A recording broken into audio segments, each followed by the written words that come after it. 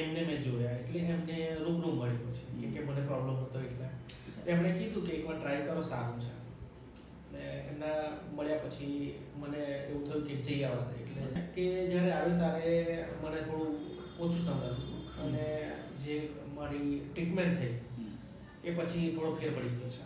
સારું લાગ્યું, રિઝલ્ટ અહીંયા સારું છે.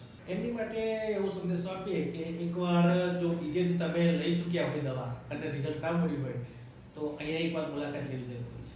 100% સાચી વાત છે કે એકવાર જરૂર અહીંયા આવીને મુલાકાત લેવી.